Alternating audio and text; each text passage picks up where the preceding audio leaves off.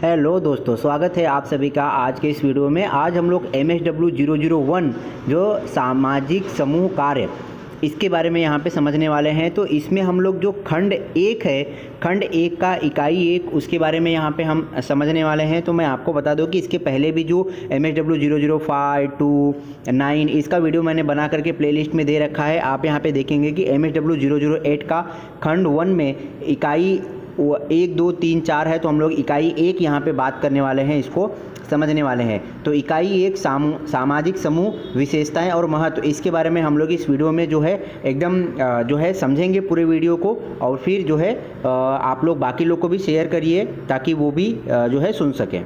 किसी जमावड़े और एक असली समूह में आखिर क्या फर्क है? मतलब क्या बस स्टॉप पर इंतजार करते लोग या मान लीजिए किसी कॉन्सर्ट में बैठे दर्शक, क्या वो एक समूह कहलाएंगे? आज हम इसी दिलचस्प सवाल को थोड़ा गहराई से समझने की कोशिश करेंगे। हमारे पास ये समूह परिभाषा और विशेषताएं वाला स्रोत है और हमारा मकसद है समूह की जो अवधारणा है उसे समझना। आखिर कब लोगों का इकट्ठा होना महज भीड़ से कुछ ज्यादा बन जाता है? हाँ, ये सवाल सुनने में सीधा लगता है पर है काफी दिलचस्प। पहली नजर में देखें तो लगता है कि हाँ, बहुत सारे लोग एक जगह हैं तो समूह होगा। लेकिन सामाजिक विज्ञान में इसकी एक खास परिभाषा है, कुछ बारीकियां हैं। जैसे ऑक्सफोर्ड डिक्शनरी कहती है कि समूह मतलब कुछ लोग या चीजें जिनमें कोई आपसी रिश्ता हो या कोई समानता हो जो उन्हें एक यूनिट जैसा दिखाए। पर यह तो बस शुरुआत है। अच्छा, तो इसका मतलब ये हुआ कि हर भीड़ समूह नहीं है। जैसे वो नुक्कड़ पे खड़े लोग या सिनेमा हॉल में बैठे दर्शक, जैसा स्रोत में भी कहा गया है, शायद उनमें वो आपसी जुड़ाव या वो समानता वाली बात नहीं होती है ना, जो एक समूह के लिए जरूरी है। बिल्कुल सही। सामाजिक विज्ञान इसे और साफ करता है। परिभाषा के हिसाब से समूह 2 या 2 से ज्यादा लोग हैं जो एक दूसरे से जुड़ते हैं। वो उस समूह की मेंबरशिप से जुड़ी जो उम्मीदें हैं, जो जिम्मेदारियां हैं, उनको मानते हैं और उनकी पहचान एक जैसी होती है या वो एक दूसरे के पार्टनर होते हैं। स्रोत में मुजफ्फर शरीफ का नाम है। उन्होंने इसे थोड़ा और तकनीकी रूप दिया है। अच्छा, उन्होंने क्या खास बातें बताई? मतलब कौन से तत्व हैं जो किसी जमावड़े को वाकई एक समूह बनाते हैं? शरीफ के अनुसार, जैसा स्रोत बताता है, कुछ मुख्य चीजें जरूरी हैं। एक तो सबका मकसद या प्रेरणा एक जैसी हो, साझा लक्ष्य हो। दूसरा, काम का बंटवारा हो जिसे सब माने, मतलब साफ हो कि किसकी क्या भूमिका है। भूमिकाएं, हाँ। तीसरा, सदस्यों के बीच में एक तरह का सोशल स्टेटस और अधिकार का संबंध हो। चौथा, समूह के अपने नियम, कायदे और मूल्य हों जिन्हें सब मानते हों। और आखिर में इन नियमों को मानने पर तारीफ और तोड़ने पर सजा या एक तरह की नामंजूरी का कोई स्वीकृत तरीका हो। ये सारी चीजें मिलकर उसे एक संगठित इकाई बनाती हैं। वाह, ये तो काफी डिटेल्ड है।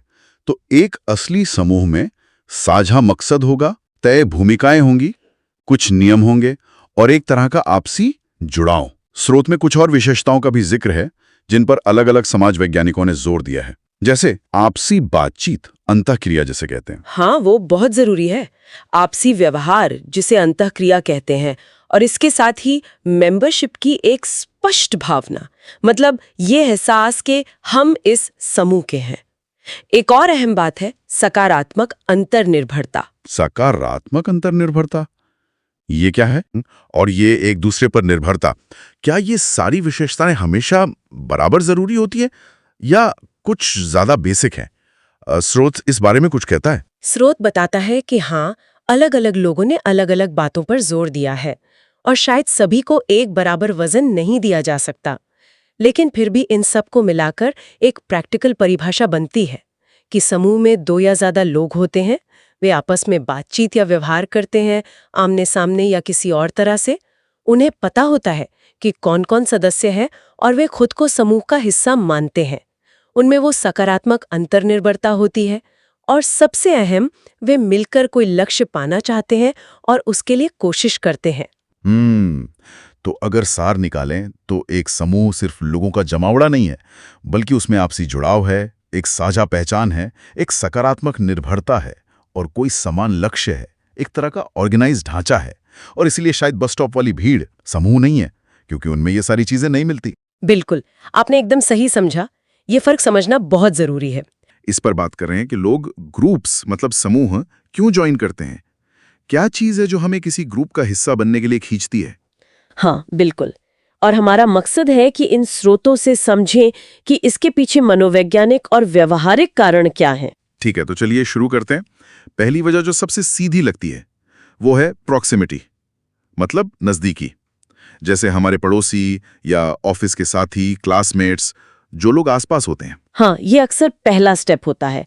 मतलब आसपास है, रोज मिल रहे हैं, तो जान पहचान बढ़ती है। लेकिन सिर्फ इतना ही काफी नहीं होता। रिश्ते बनने में और भी बातें जरूरी हो जाती हैं। अच्छा, जैसे मतलब सिर्फ पास होने से ग्रुप नहीं बन जाता? नहीं, सोचिए ग्रुप का अपना कोई काम हो, कोई गतिविधि हो या कोई लक्ष्य, वो बहुत मायने रखता है। हाँ, ये बात सही है। जैसे किसी का शौक है फोटोग्राफी, तो वो फोटोग्राफी क्लब ज्वाइन कर लेगा। बिल्कुल। या फिर जैसे कोई पर्यावरण समूह है या छात्र आंदोलन, यहाँ लोग एक जैसे आइडिया या लक्ष्य के लिए साथ आते हैं। मतलब ग्रुप का मकसद खींचता है लोगों को। और कभी कभी तो सीधा सीधा फायदा भी होता है ग्रुप ज्वाइन करने का, है ना, मतलब रिवॉर्ड्स। यहीं पर शायद वो सोशल एक्सचेंज थ्योरी आती है कि हम हिसाब लगाते हैं कि भाई फायदा कितना है, नुकसान कितना है। हाँ हाँ, आपने सही पकड़ा। ये एक बहुत प्रैक्टिकल सोच है। हम अक्सर उन ग्रुप्स में रहना पसंद करते हैं जहां हमें लगता है कि भाई जो मिल रहा है वो हमारी लागत से ज्यादा है। एक तरह का कॉस्ट बेनिफिट एनालिसिस चलता रहता है दिमाग में। तो ये तो हुई प्रैक्टिकल बात। लेकिन क्या हमारी कुछ अंदरूनी जरूरतें भी पूरी होती हैं ग्रुप से? जैसे वो अफिलिएशन की बात, संबंध बनाने की इच्छा। हाँ, ये बहुत अहम है। अफिलिएशन मतलब दूसरों से जुड़ने की, अपनेपन की हमारी एक बेसिक मानवीय जरूरत। लोगों से बात करना, जुड़ाव महसूस करना, ये हमारी इस सामाजिक प्यास को बुझाता है। ये भी उतना ही जरूरी हो सकता है जितना कोई लक्ष्य पाना। दिलचस्प। और स्रोत ये भी बताते हैं कि हम दूसरों से जुड़कर कई बार अपनी मुश्किलों को कम करने की कोशिश करते हैं, वो सोशल कंपैरिजन वाली बात, या अपनी अंदरूनी इच्छाएं पूरी करते हैं। हाँ, तो ग्रुप सिर्फ बाहरी चीजों के लिए नहीं, अंदर के सुकून के लिए भी है। बिल्कुल। ग्रुप एक तरह से मनोवैज्ञानिक जरूरतें पूरी करने का मंच बन जाते हैं। हमें ये समझने में मदद मिलती है कि हम कहाँ हैं दूसरों के मुकाबले में, और इमोशनल सपोर्ट भी मिलता है। समझ गया। और फिर एक चौथा कारण भी है जो थोड़ा अलग सा है, कि कभी-कभी ग्रुप ज्वाइन करना खुद में मकसद नहीं होता, बल्कि वो किसी और बड़े लक्ष्य को पाने का एक तरीका होता है। हाँ, इसके अच्छे उदाहरण हैं सोर्सेज में। जैसे कोई प्रोफेसर है, वो किसी प्रोफेशनल एसोसिएशन से जुड़ता है ताकि प्रमोशन में मदद मिले, या कोई नेता किसी कम्युनिटी ग्रुप से जुड़ता है ताकि चुनाव जीतने के चांस बढ़ें। मतलब ग्रुप यहाँ एक सीढ़ी की तरह काम कर रहा है। सही कहा। ग्रुप यहाँ एक साधन है, साध्य नहीं। तो ये 4 मुख्य कारण हो गए: नजदीकी, कॉमन लक्ष्य, जुड़ाव की जरूरत और बाहरी मकसद। इनके अलावा भी कुछ बारीकियां हैं जो हमें खींचती हैं किसी ग्रुप की तरफ। हाँ, है ना। जैसे ग्रुप की अपनी रेपुटेशन कैसी है। अगर ग्रुप के सदस्य बहुत माने हुए लोग हैं, ऊंचे पद पर हैं, तो वो ग्रुप ज्यादा आकर्षक लगता है। अच्छा, स्टेटस वाली बात। हाँ, और ये भी कि ग्रुप में माहौल कैसा है, सहयोग का माहौल है या नहीं, मिलकर कुछ पाने का मौका है या नहीं, ये बातें भी खींचती हैं। और सदस्यों के बीच बातचीत, इंटरेक्शन कैसा है, शायद ये भी। बिल्कुल, पॉजिटिव इंटरेक्शन बहुत जरूरी है। इससे हमारी व्यक्तिगत जरूरतें भी पूरी होती हैं और ग्रुप का माहौल भी अच्छा रहता है। एक और चीज है ग्रुप का साइज। अक्सर छोटे ग्रुप्स में ना लोगों को ज्यादा जुड़ाव महसूस होता है। हाँ, शायद ज्यादा मौका मिलता है एक दूसरे से बात करने का, अपनी बात रखने का। एग्जैक्टली, अपनापन बढ़ता है। तो कुल मिला के देखें तो ये कई सारी वजहों का एक कॉम्प्लेक्स मिक्सचर है। लोग सिर्फ एक कारण से ग्रुप ज्वाइन नहीं करते। कभी नजदीकी, कभी कोई सपना पूरा करने के लिए, कभी अकेलेपन से बचने के लिए, तो कभी दुनिया में आगे बढ़ने के लिए। ये वाकई में काफी लेयर्ड प्रोसेस है। बिल्कुल, ये सिर्फ पसंद नापसंद की बात नहीं है। कई बार ये हमारी जरूरतें पूरी करने का या दुनिया में आगे बढ़ने का एक सोचा समझा तरीका भी होता है। कि आखिर लोग समूह क्यों बनाते हैं? हाँ, ये एक दिलचस्प सवाल है। हमारे पास समूह निर्माण का तार्किक स्पष्टीकरण नाम के स्रोत से कुछ बातें हैं। तो चलिए देखते हैं कि ये स्रोत क्या कहता है इस बारे में। बिल्कुल, देखते हैं। तो सबसे पहली बात जो स्रोत कहता है वो ये कि लोग अपनी कुछ व्यक्तिगत जरूरतें पूरी करने के लिए समूहों में शामिल होते हैं। हाँ, ये तो काफी बुनियादी लगता है। जैसे सुरक्षा की जरूरत हो या शायद कहीं अपनेपन का एहसास चाहिए हो, है ना? जी, लेकिन देखिए स्रोत इसे थोड़ा और खोलता है। वो कहते हैं कि सिर्फ जरूरत होना ही काफी नहीं है। अच्छा। हाँ, मतलब स्रोत ये कहता है कि समरूपता यानी हमारे जैसे लोग, और संपर्क मतलब उन तक पहुंच, और फिर लगातार बातचीत। ये तीनों चीजें मिलकर ही उन जरूरतों को पूरा करने का मौका बनाती हैं। मौका, हाँ ये बात सही है। जरूरतें तो होती हैं, पर उन्हें पूरा करने का जरिया भी चाहिए। बिल्कुल। तो मतलब सही माहौल और सही लोग, ये अपने आप में एक परत और जोड़ता है। सही कहा। अच्छा, तो जरूरतें हो गईं, उनको पूरा करने का माहौल हो गया। इसके बाद स्रोत बात करता है आपसी आकर्षण की। जी और यहाँ वो कहते हैं कि शारीरिक आकर्षण तो है ही, जी। पर दूसरे व्यक्ति की योग्यता भी मायने रखती है। योग्यता मतलब किस तरह की योग्यता? मतलब वो कितना काबिल है, सफल है या नहीं, ये बातें भी असर डालती हैं। क्या इसका मतलब है कि हम कामयाब लोगों की तरफ ज्यादा खींचते हैं? ये मुमकिन है, या शायद हम उन लोगों की तरफ खींचते हैं जिनमें हमें कोई खास हुनर दिखता है ना? हाँ, हो सकता है। भले ही वो पारंपरिक तौर पर सफल न कहलाएं। स्रोत ये भी इशारा करता है कि कभी-कभी किसी की कमजोरी या असफलता भी हमें जोड़ सकती है। ओह अच्छा, सहानुभूति के जरिए शायद। हाँ शायद। लेकिन यहाँ एक और बात है। स्रोत कहता है कि समूह के अंदर भी लोगों की अपनी जरूरतें टकरा सकती हैं, उनमें मुकाबला हो सकता है। हाँ, ये तो होता ही होगा। मतलब एक ही टीम में सब अपनी अपनी सोच रखते हैं। जी बिल्कुल। तो फिर समूह टिकते कैसे हैं अगर अंदर ही इतनी खींचतान है? यहीं पर वो समानता वाली बात फिर से अहम हो जाती है। अच्छा हाँ। स्रोत बताता है कि जरूरतें भले ही टकराएं, लेकिन व्यवहार में समानता, या सोच में, आर्थिक स्थिति, जाति, या फिर कोई साझा लक्ष्य, ये चीजें लोगों को बांधे रखती हैं। तो ये एक तरह से गोंद का काम करती हैं? हाँ कह सकते हैं। मतलब ये वो साझा जमीन है, वो हम वाली भावना जो अक्सर अंदरूनी टकरावों पर भारी पड़ती है। ये बात तो है। साझा पहचान या मकसद ज्यादा ताकतवर हो सकता है। जी। और फिर स्रोत एक बहुत ही सीधी सी वजह भी बताता है। हाँ। कौन सी? कि भाई कभी कभी लोग किसी समूह से इसलिए जुड़ जाते हैं क्योंकि उन्हें बस उस समूह के काम पसंद आते हैं। बिल्कुल। ये शायद सबसे आसान कारण लगता है, पर है बहुत अहम। है ना? हाँ, अगर किसी को मान लीजिए ट्रैकिंग पसंद है तो वो ट्रैकिंग ग्रुप में शामिल हो जाएगा, या किसी को किताबें पढ़ना अच्छा लगता है तो बुक क्लब में। सही। यहाँ मुख्य आकर्षण वो गतिविधि ही है। ये जरूरी नहीं कि कोई गहरी मनोवैज्ञानिक जरूरत पूरी हो रही हो, कभी कभी साझा शौक ही काफी होता है।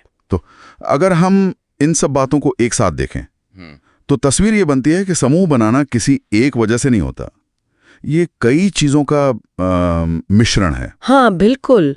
स्रोत के हिसाब से देखें तो जड़ें तो हमारी व्यक्तिगत जरूरतों में है, पर इन जरूरतों को पूरा करने के लिए हमें अपने जैसे लोगों से संपर्क और बातचीत का मौका चाहिए। सही। फिर आपसी आकर्षण भी जरूरी है, जिसमें सिर्फ शक्ल सूरत नहीं बल्कि काबिलियत और शायद कमजोरियां भी शामिल हैं। हाँ। और इन सबके ऊपर समानताएं हमें जोड़े रखती हैं, तब भी जब जरूरतें टकराएं। और आखिर में वो सीधी सी बात। हाँ, और हाँ, कभी कभी सिर्फ समूह का काम ही हमें खींच लाता है। ये सब मिलकर समूह बनाते हैं। तो फिर ग्रुप्स या समूह, हम सब मतलब कितने सारे ग्रुप्स का हिस्सा होते हैं, है ना? हाँ बिल्कुल। परिवार, दोस्त, ऑफिस के लोग, ये लिस्ट तो बहुत लंबी है। सही कहा। तो हमारे पास ना समाज विज्ञान से जुड़ा एक दिलचस्प टेक्स्ट है। अच्छा। हाँ, और वो इन ग्रुप्स को मतलब अलग अलग तरीकों से देखता है, उनको समझने की कोशिश करता है। तो आइए इसी नजरिए से थोड़ा गहराई में उतरते हैं और समझते हैं कि ये अलग अलग तरह के ग्रुप्स हमारी जिंदगी में क्या मायने रखते हैं। हाँ, ये अच्छा रहेगा। हमारा मकसद बस यही है कि इस जानकारी को आसान बनाया जाए, ताकि ग्रुप्स की ये जो दुनिया है इसे हम सब बेहतर समझ सकें। बिल्कुल। तो कहाँ से शुरू करें? चलिए एक बहुत ही बुनियादी, एक बेसिक फर्क से शुरू करते हैं। कुछ ग्रुप्स हम चुनते हैं। हाँ। जैसे कोई क्लब हो गया, या मान लीजिए अपनी पसंद की कोई पॉलिटिकल पार्टी। अच्छा। और दूसरी तरफ कुछ ग्रुप्स हैं जो हमें बस मिल जाते हैं, मतलब हम चाहें या ना चाहें। जैसे हमारा जेंडर, या हमारी नागरिकता, या फिर हमारा अपना परिवार। इन्हें हम मतलब टेक्स्ट में स्वैच्छिक और अस्वैच्छिक समूह कहा गया है। हाँ, ये वाकई एक जरूरी बात है। ये दिखाता है कि हमारी पहचान कैसे बनती है, मतलब कितना कुछ हमारी पसंद पर निर्भर करता है और कितना कुछ हमें बस हालात से मिलता है। सही। और जो ग्रुप्स हमें मिलते हैं ना, वो अक्सर हमारी सोच और हमारे मौकों पर गहरा असर डालते हैं, क्योंकि वो जन्म से या फिर बिना हमारी मर्जी के हमसे जुड़ जाते हैं। बिल्कुल। अच्छा, इसी तरह एक और एंगल है सोचने का। कुछ ग्रुप्स होते हैं जो सबके लिए खुले होते हैं। खुले मतलब कोई भी आ सकता है, जा सकता है। जैसे सोर्स में एक उदाहरण था किसी फिल्म स्टार का फैन क्लब, जैसे ऋतिक रोशन फैन क्लब, उसमें शामिल होना काफी आसान है। अच्छा, समझा। और वहीं दूसरी तरफ कुछ ग्रुप्स बिल्कुल बंद होते हैं। बंद जैसे कि? जिनमें एंट्री मुश्किल होती है या फिर कुछ खास नियमों से बंधी होती हैं। जैसे कोई सीक्रेट सोसाइटी हो गई या कोई बहुत ही एक्सक्लूसिव क्लब। हाँ, ये भी होता है। तो खुले ग्रुप्स में जैसे आपने कहा नए लोग आते हैं, नए विचार आते हैं, जो अच्छी बात हो सकती है। हाँ, लेकिन सोर्स ये भी बताता है कि इससे ग्रुप थोड़ा अस्थिर भी हो सकता है। शायद वो जुड़ाव उतना गहरा न हो पाए। जबकि बंद ग्रुप ज्यादा टिके रहते हैं, उनकी अपनी खास पहचान बनी रहती है, पर उनमें फिर बाहर वालों के लिए जगह कम होती है। हाँ, और वो कई बार एक ही तरह की सोच में बंधे जाते हैं। सही कहा। अब आते हैं एक और महत्वपूर्ण प्रकार पर, प्राइमरी और सेकेंडरी ग्रुप्स। हाँ, ये तो बहुत सुना है। प्राइमरी ग्रुप ये वो हैं जहां रिश्ते बहुत गहरे होते हैं, पर्सनल होते हैं और लंबे समय तक चलते हैं। जैसे परिवार। बिल्कुल, परिवार, जिगरी दोस्त या शायद करीबी पड़ोसी भी। यहाँ भावनाएं, आपसी जुड़ाव, ये सबसे अहम होता है। जैसे कूले ने कहा था ना, आमने सामने का रिश्ता, हमदर्दी, सहयोग। और इसकी बिल्कुल उलट है सेकेंडरी ग्रुप्स। हाँ, ये ज्यादातर बड़े होते हैं, शायद थोड़े औपचारिक भी, और किसी खास मकसद के लिए बने होते हैं। जैसे ऑफिस की कोई टीम हो गई या कोई कमेटी। यहाँ रिश्ते अक्सर काम या लक्ष्य पर आधारित होते हैं। जरूरी नहीं कि वो बहुत करीबी हों। हाँ, मतलब रिश्ते थोड़े मतलब के होते हैं। हाँ, एक तरह से कह सकते हैं। ये अक्सर किसी फायदे या काम को पूरा करने के लिए बनते हैं। लेकिन हाँ, ये भी दिलचस्प है कि कभी-कभी काम की जगह पर भी, मतलब सेकेंडरी ग्रुप में भी, लोगों में इतने करीबी रिश्ते बन जाते हैं कि वो प्राइमरी जैसे लगने लगते हैं। हाँ, ये होता है। और ये फॉर्मल और इनफॉर्मल ग्रुप्स के आइडिया से भी जुड़ता है ना? बिल्कुल। कैसे? फॉर्मल ग्रुप्स वो खास काम के लिए बनते हैं। उनका एक तय ढांचा होता है, भूमिकाएं तय होती हैं, जैसे कोई कंपनी या संगठन। अच्छा, हाँ, जहाँ काम ज्यादा जरूरी है। हाँ, और इनफॉर्मल ग्रुप्स वो तो बस आपसी पसंद और रिश्तों से बनते हैं, जैसे दोस्तों का कहीं घूमने जाने का प्लान। यहाँ कोई तय ढांचा नहीं होता, कोई बॉस नहीं होता। हाँ, कह सकते हैं। भूमिकाएं भी लोगों की आपसी समझ या पसंद से तय हो जाती हैं। यहाँ इंसान और उनके आपसी रिश्ते ज्यादा मायने रखते हैं। बिल्कुल। आखिर में एक और नजरिया है, नेचुरल यानी प्राकृतिक और कंस्ट्रक्टेड यानी निर्मित समूह। अच्छा, ये क्या है? प्राकृतिक ग्रुप, जैसा नाम से ही लग रहा है, वो अपने आप बन जाते हैं, जैसे परिवार या दोस्ती। मतलब जो आपसी खिंचाव या जरूरतों से बनते हैं। हाँ, बिल्कुल। और निर्मित समूह? हाँ, निर्मित समूह वो होते हैं जो किसी खास मकसद से और अक्सर किसी बाहरी दखल या योजना से बनाए जाते हैं। उदाहरण के तौर पर? जैसे कोई सपोर्ट ग्रुप हो गया या किसी खास प्रोजेक्ट के लिए बनाई गई कमिटी। एक तरह से एक अपने आप बनता है, दूसरा किसी लक्ष्य को पूरा करने के लिए बनाया जाता है। और ये फर्क उनके काम करने के तरीके और उनके मकसद को भी तय करता है। तो हमने देखा कि ग्रुप्स को समझने के कितने अलग-अलग तरीके हैं, चुने हुए या मिले हुए, खुले या बंद, करीबी या काम के लिए, मतलब प्राइमरी या सेकेंडरी, फॉर्मल या इनफॉर्मल, और अपने आप बने या बनाए गए यानी प्राकृतिक या निर्मित। ये वाकई दिखाता है कि हमारी जो सामाजिक जिंदगी है वो कितनी परतदार है। हाँ, और सबसे जरूरी बात शायद ये समझना है कि हम एक ही वक्त में इनमें से कई तरह के ग्रुप्स का हिस्सा होते हैं। हर ग्रुप हमारी जिंदगी में एक अलग किरदार निभाता है। सही कहा। और हमारी पहचान, हमारे अनुभव, ये सब इन्हीं अलग अलग ग्रुप्स से मिलकर बनते हैं। बिल्कुल। तो किसी समूह का हिस्सा होना तो हम सबके जीवन का हिस्सा है, पर क्या हमने कभी रुककर सोचा है कि ये समूह बनते कैसे? मतलब उनकी अंदरूनी बनावट क्या होती है? हाँ, और क्यों कुछ समूह इतने कामयाब होते हैं और कुछ बिखर जाते हैं? बिल्कुल। तो आज हम इसी पहेली को क्या कहते हैं सुलझाने की कोशिश करेंगे। समूह की संरचना और उसकी गतिशीलता पर गहराई से चर्चा करेंगे। जी। हमारे पास कुछ स्रोत है जिनकी मदद से हम समझेंगे कि समूह असल में काम कैसे करते हैं। और ये समझना वाकई जरूरी है ना? चाहे दफ्तर की टीम हो, दोस्तों का गुट हो या कोई सहायता समूह। सही। समूह कैसे बना है, उसमें कितने लोग हैं, नियम क्या हैं, ये सब उसकी कामयाबी पर गहरा असर डालते हैं। तो दिलचस्प सवाल यही है कि इन सब चीजों में सही संतुलन कैसे बिठाया जाए। हाँ, संतुलन। तो शुरुआत करते हैं समूह की बनावट से। स्रोतों में जिक्र है कि समूह या तो समझातीय हो सकते हैं, यानी सदस्य काफी मिलते जुलते हों, जैसे उम्र या पृष्ठभूमि में। हाँ बिल्कुल, या फिर विषम जातीय, यानी सदस्यों में काफी विविधता हो, लगता है कि चुनाव इस बात पर निर्भर करता है कि समूह का लक्ष्य क्या है। बिल्कुल सही कहा आपने, लक्ष्य ही तय करता है। जैसे अगर बुजुर्गों का समूह है तो समान उम्र और अनुभव वाले सदस्य वो अकेलापन या आय की कमी जैसी अपनी खास दिक्कतों पर बेहतर ध्यान दे पाते हैं। अच्छा। और उनमें वो आपसी जुड़ाव मजबूत होता है। इसी तरह आपने देखा होगा महिलाओं के स्व सहायता समूह, हाँ हाँ। उनमें अगर सदस्य एक जैसी आर्थिक पृष्ठभूमि से हों तो वे कर्ज प्रबंधन जैसे लक्ष्यों पर ज्यादा असरदार ढंग से काम कर पाती हैं। मतलब फोकस बेहतर रहता है। लेकिन फिर विविधता वाले समूहों का भी अपना महत्व है ना? खासकर जब लक्ष्य कुछ सीखना या सामाजिक अनुभव पाना हो। हाँ जरूर, क्यों नहीं। जैसे कि व्यक्तिगत विकास वाले समूह या कुछ थेरेपी समूह, वहां विविधता बहुत काम आती है। कैसे? अलग अलग सोच और व्यवहार वाले सदस्यों से सबको सीखने को मिलता है। ये असल जिंदगी का एक छोटा नमूना बन जाता है। स्रोतों में इसे माइक्रोकॉज्म कहा गया है। माइक्रोकॉज्म यानी लघु ब्रह्मांड। हाँ बिल्कुल। बाहरी दुनिया का एक छोटा रूप जहां सदस्य अलग अलग तरह के लोगों के साथ घुलना मिलना सीखते हैं। ये दिलचस्प है। अच्छा, अब आते हैं समूह के आकार पर। क्या कोई जादुई संख्या है कि समूह में कितने लोग होने चाहिए? ऐसा कोई एक नियम तो नहीं है। स्रोत कहते हैं कि ये बच्चों के लिए अलग हो सकता है, जैसे 4 से 6 सदस्य। और किशोरों के लिए? शायद ज्यादा। हाँ, उनके लिए 8 से 12 सदस्य। फिर नेता कितना अनुभवी है, समूह किस तरह का है, इन सब बातों पर भी निर्भर करता है। तो फिर सबसे जरूरी क्या है? यहां सबसे जरूरी है संतुलन साधना। समूह इतना बड़ा हो कि विचारों का ठीक ठाक आदान प्रदान हो सके। हाँ, बातचीत के मौके मिले। जी, लेकिन इतना भी बड़ा ना हो कि सदस्य खो जाएं और अपनी बात ही ना कह पाएं। वो समूह वाली भावना बनी रहनी चाहिए।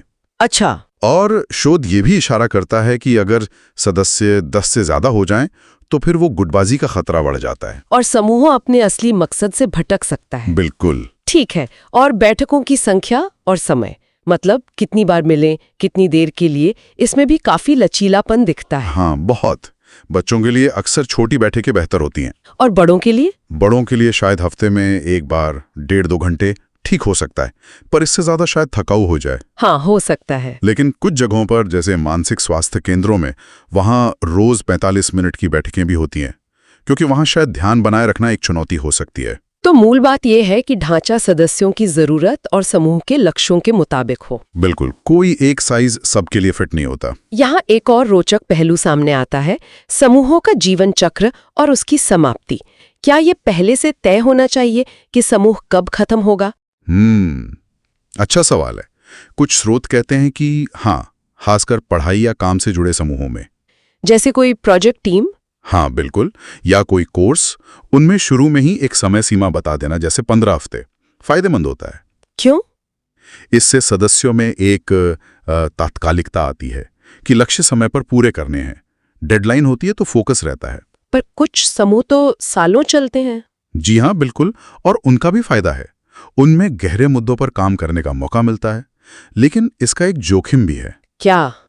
सदस्य समूह पर बहुत ज्यादा निर्भर हो सकते हैं। एक तरह की डिपेंडेंसी बन सकती है। अच्छा, तो फिर क्या जरूरी है?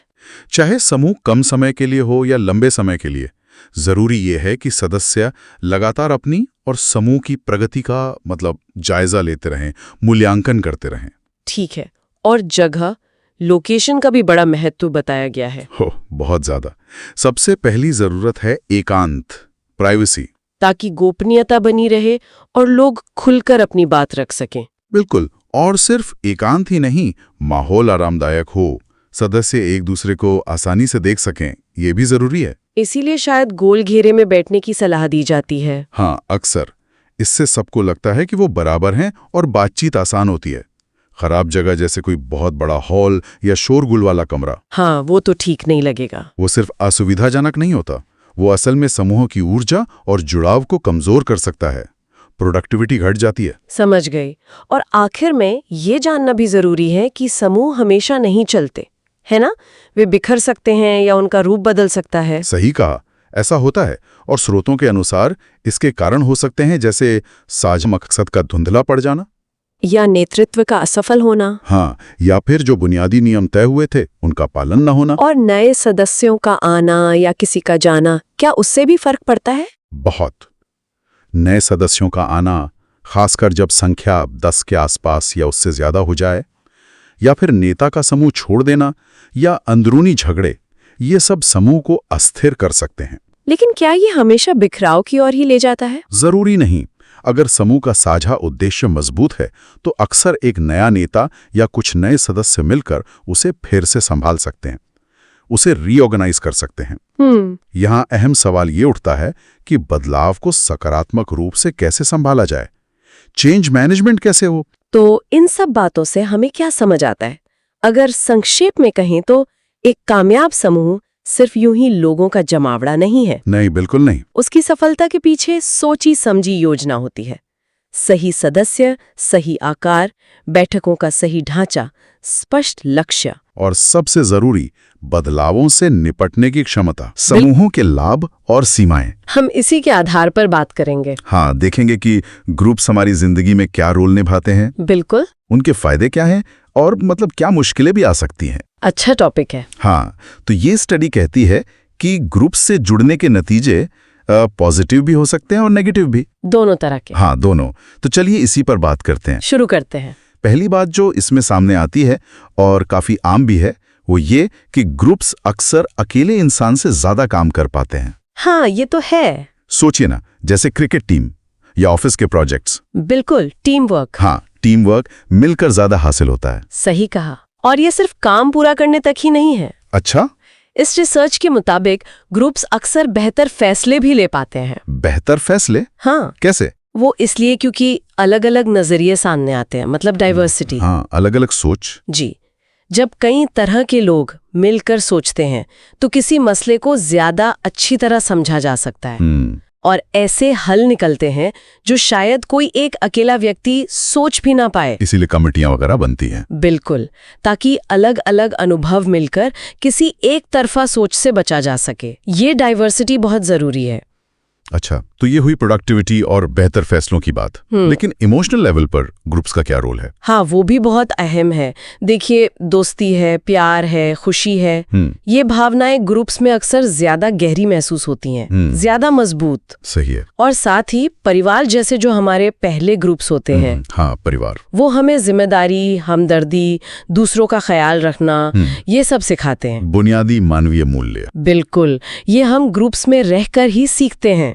और हमारी पहचान, आइडेंटिटी, जैसे मैं एक स्टूडेंट हूँ या किसी परिवार का हिस्सा हूँ। हाँ, बिल्कुल सही। हमारी पहचान का एक बड़ा हिस्सा इसी बात से बनता है कि हम किन ग्रुप से जुड़े हैं। ये तो है। और सिर्फ पहचान ही नहीं, हमारा आत्मविश्वास, सेल्फ एस्टीम भी इससे जुड़ा है। वो कैसे? मान लीजिए दोस्तों का ग्रुप है, वहां हमें एक सेफ माहौल मिलता है। सुरक्षित। हाँ, जहां हम बिना रिजेक्ट होने के डर के अलग अलग तरह से बर्ताव करना सीख सकते हैं, ट्राई कर सकते हैं। अच्छा। इससे क्या होता है? खुद पर भरोसा बढ़ता है। ये खुद को एक्सप्लोर करने का, समझने का एक जरूरी प्लेटफॉर्म है। हाँ, ये सारे फायदे तो बिल्कुल साफ दिखते हैं। पर जैसा कि शुरू में कहा था, सिक्के का दूसरा पहलू भी है। जी। मतलब ग्रुप्स की कुछ सीमाएं या कह लें कि मुश्किलें भी हैं। सही कहा। हर चीज के दो पहलू होते हैं। एक बड़ी मुश्किल है गुमनामी का भाव, एनोनिमिटी जिसे कहते हैं। गुमनामी मतलब जब आप एक बड़े ग्रुप या भीड़ का हिस्सा होते हैं तो ऐसा लगता है कि आपकी व्यक्तिगत पहचान छिप गई है। हाँ, लगता है कि कोई मुझे देख नहीं रहा। बिल्कुल। इस वजह से लोग कभी कभी ऐसे काम कर जाते हैं जो वो अकेले में शायद कभी न करें।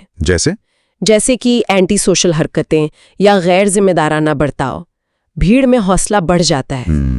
ये तो देखा। और दूसरी बड़ी चुनौती है ग्रुप में फिट होने का दबाव, कन्फॉर्मिटी। हाँ, कन्फॉर्मिटी, यानी ग्रुप के बाकी लोगों जैसा ही सोचने या बर्ताव करने का प्रेशर। हाँ, ये दबाव तो महसूस होता है। और ये दबाव कभी-कभी इतना ज्यादा हो सकता है कि इंसान अपनी खुद की सोच, अपनी आवाज, अपनी पहचान को ही दबाने लगे। ये तो काफी सीरियस बात है। और एक और गंभीर बात भी है जिस पर रिसर्च ध्यान दिलाती है। बताइए। वो ये कि जब किसी ग्रुप से जुड़ाव बहुत ज्यादा मजबूत हो जाता है, मतलब हद से ज्यादा, हाँ, तो सदस्य अपने ग्रुप से बाहर के लोगों के प्रति शक या दुश्मनी का भाव रखने लगते हैं। अच्छा, हम बनाम वो वाली सोच। बिल्कुल। तो आज हम इसमें थोड़ा गहराई से उतरेंगे और समझने की कोशिश करेंगे कि ये समूह क्या भला हैं, कैसे बनते हैं और हमारे जीवन में इनकी जगह क्या है। हमारा मकसद सीधा है, इन दस्तावेजों से समूह की जो मूल बातें हैं वो क्या हैं, क्यों बनते हैं, उनकी अहमियत क्या है, वो जल्दी से समझ आ जाए। तो चलिए शुरू करते हैं। अच्छा, सबसे पहले ये स्रोत समूह को परिभाषित कैसे करते हैं? क्या है समूह? हाँ, ये बड़ा बुनियादी सवाल है पर बहुत जरूरी है। देखिए, इन दस्तावेजों के हिसाब से समूह का मतलब सिर्फ ये नहीं कि कुछ लोग कहीं इकट्ठा हो गए। नहीं, समूह है दो या दो से ज्यादा लोग जो एक दूसरे पर निर्भर हैं। मतलब एक का असर दूसरे पर पड़ता है। अच्छा, निर्भरता। हाँ, और उनमें कुछ न कुछ समानताएं होती हैं और सबसे जरूरी, वो किसी एक साझा लक्ष्य, एक कॉमन गोल को पाने के लिए साथ में काम करते हैं। तो ये जो निर्भरता और साझा उद्देश्य है, ये दो चीजें मतलब बहुत मुख्य हैं। ये परस्पर निर्भरता वाली बात सोचने वाली है। मतलब हर सदस्य जरूरी है, उनका एक दूसरे पे प्रभाव है, सिर्फ एक साथ खड़े हो जाना काफी नहीं। खैर, ये तो हुई परिभाषा, पर सवाल ये उठता है कि लोग समूह बनाते ही क्यों हैं? क्या कारण है इसके पीछे? स्रोत क्या कहता है इस बारे में? हाँ, ये बड़ा दिलचस्प है। स्रोत बताते हैं कि इसके पीछे ना कई हमारी मनोवैज्ञानिक और सामाजिक जरूरतें होती हैं। जैसे एक तो है प्रतिष्ठा या स्टेटस, किसी खास समूह का हिस्सा होना, वो हमें समाज में एक पहचान देता है, इज्जत देता है। अच्छा, स्टेटस के लिए? हाँ, फिर है कामों में समानता। मतलब जब लोग एक जैसा काम कर रहे हों तो उनका साथ आना, एक समूह बनाना, वो स्वाभाविक हो जाता है। और हाँ, एक बहुत गहरी मानवीय इच्छा होती है ना, जुड़ाव महसूस करने की, कहीं संबंधित होने की, बिलोंगिंगनेस की जरूरत, वो भी एक कारण है। और संतुष्टि पाने की चाह भी। मतलब समूह में रहकर हमें कुछ मिलता है, कोई जरूरत पूरी होती है। मतलब ये सिर्फ काम पूरा करने का तरीका नहीं है। समूह हमारी पहचान, हमारी सामाजिक जरूरतों से काफी गहरे जुड़े हुए हैं, हमारी अंदरूनी इच्छाएं पूरी करते हैं। अच्छा, तो क्या सारे समूह एक जैसे ही होते हैं या फिर स्रोत इनके अलग अलग प्रकारों के बारे में भी कुछ बताता है? बिल्कुल बिल्कुल। स्रोत ये साफ करता है कि समूह कई तरह के हो सकते हैं और ये निर्भर करता है कि वो बने कैसे हैं या उनका मकसद क्या है। जैसे एक होते हैं स्वैच्छिक समूह। स्वैच्छिक? हाँ, मतलब जिनमें हम अपनी मर्जी से शामिल होते हैं। हाँ। जैसे कोई क्लब हो गया या कोई हॉबी ग्रुप। हाँ। दूसरी तरफ है अस्वैच्छिक समूह, जिनका हिस्सा बनना हमारी मर्जी पर नहीं है। जैसे परिवार या कई बार ऑफिस में बनी टीम भी। अच्छा, और वो खुले बंद समूह और औपचारिक अनौपचारिक, इनका क्या मतलब हुआ? हाँ, वो भी हैं। देखिए, खुले समूह वो हैं जिनमें नए सदस्य आसानी से आ जा सकते हैं, मेंबरशिप थोड़ी फ्लूइड होती है। जबकि बंद समूह, उनमें सदस्यता काफी स्थिर रहती है, नए सदस्य आसानी से नहीं जुड़ पाते। जैसे कोई खास थेरेपी ग्रुप हो सकता है। और ऐसे ही औपचारिक समूह होते हैं जिनके नियम कायदे, भूमिकाएं, सब कुछ स्पष्ट होता है। जैसे ऑफिस की कोई टीम या कमेटी। बिल्कुल तय स्ट्रक्चर। हाँ, और अनौपचारिक समूह होते हैं बिल्कुल सहज, जैसे दोस्तों का ग्रुप, कोई तय नियम नहीं, रिश्ते ज्यादा व्यक्तिगत होते हैं। और फिर उद्देश्य के आधार पर भी हैं, जैसे उपचार समूह जो बनते हैं इमोशनल सपोर्ट या पर्सनल ग्रोथ के लिए, और कार्य समूह जिनका एक स्पष्ट काम होता है जिसे मिलकर पूरा करना है, कोई प्रोजेक्ट टीम मान लीजिए। समझ गया। तो मतलब समूह का जो रूप है वो इस पर निर्भर करेगा कि सदस्य जुड़े कैसे और उनका मकसद क्या है। लेकिन इन सब परिभाषाओं और प्रकारों से आगे इनकी अहमियत क्या है? स्रोत क्या कहता है? क्यों जरूरी है ये हमारे लिए? हाँ, अब आती है गहरी बात। स्रोत इस पर बहुत जोर देता है कि समूह सिर्फ लोगों का जमावड़ा नहीं है, ये व्यक्ति के व्यक्तित्व को बनाने, उसे बेहतर करने के बहुत शक्तिशाली साधन है। ये हमें प्रॉब्लम सॉल्विंग सिखाते हैं। प्रॉब्लम सॉल्विंग कैसे? समूह में रहकर हम अलग अलग नजरियों से किसी मसले को देखना सीखते हैं और फिर मिलकर उसका हल निकालते हैं। अच्छा, मतलब अकेले सोचने से बेहतर नतीजे आ सकते हैं समूह में? हाँ, कई बार, बिल्कुल। और साथ ही समूह हमारी आत्म प्रतिष्ठा, सेल्फ इस्टीम बनाने में मदद करते हैं। जब समूह हमारे आइडियाज को वैल्यू देता है या हम समूह के लक्ष्य में कुछ योगदान करते हैं, हाँ, तो अच्छा महसूस होता है, कॉन्फिडेंस बढ़ता है। एग्जैक्टली, कॉन्फिडेंस बढ़ता है। स्रोत द्वंद्व संकल्प की भी बात करता है। मतलब मतभेदों को सुलझाने की क्षमता। देखिए, समूह में असहमति तो होगी ही, बिल्कुल। तो वहीं हम सीखते हैं कि कैसे अपनी बात रखें, दूसरों की सुने, बिना रिश्ते खराब किए। और आखिरकार समूह समाजीकरण का, सोशलाइजेशन का एक बहुत बड़ा मंच है। यहीं हम समाज के नियम, व्यवहार, अपेक्षाएं ये सब सीखते हैं। वाह, तो ये एक तरह से पर्सनल डेवलपमेंट की लैब जैसे हैं, जहां हम सीखते हैं, गलतियां भी करते हैं शायद, और आगे बढ़ते हैं। बिल्कुल सही कहा। और इसीलिए जैसा कि ये दस्तावेज इशारा करते हैं, जो सोशल ग्रुप वर्क की प्रैक्टिस है, उसमें समूहों की समझ इतनी ज्यादा महत्वपूर्ण हो गई है। ये लोगों और समुदायों के साथ असरदार तरीके से काम करने का एक जरिया देते हैं, चाहे वो सपोर्ट ग्रुप हो या कम्युनिटी डेवलपमेंट के समूह। तो अगर हम सारी बात को समेटें, हमने समझा कि समूह क्या है। परस्पर निर्भर लोग, साझा लक्ष्य, कुछ समानताएं। हाँ, बनते क्यों हैं? प्रतिष्ठा, जुड़ाव, काम की समानता, संतुष्टि जैसी जरूरतों से। हाँ, प्रकार क्या हैं? स्वैच्छिक, अस्वैच्छिक, खुले, बंद, औपचारिक, अनौपचारिक, उपचार कार्य समूह, कई तरह के। जी। और सबसे जरूरी, इनकी अहमियत क्या है? व्यक्तित्व विकास, प्रॉब्लम सॉल्विंग, आत्मसम्मान बढ़ाना, मतभेद सुलझाना सीखना और समाजीकरण। एकदम सही सारांश। और इस पूरी बातचीत के बाद ना मेरे मन में एक सवाल आ रहा है। स्रोत ने इन औपचारिक लाभों की बात तो की है, पर जो हमारे रोजमर्रा के अनौपचारिक समूह हैं, हमारे दोस्त, हमारा परिवार, आजकल के ऑनलाइन समुदाय भी, वे हमारे जीवन को, हमारे दुनिया देखने के नजरिए को किन अनकहे, शायद और भी गहरे तरीकों से प्रभावित करते होंगे। इस पर सोचना काफी दिलचस्प हो सकता है।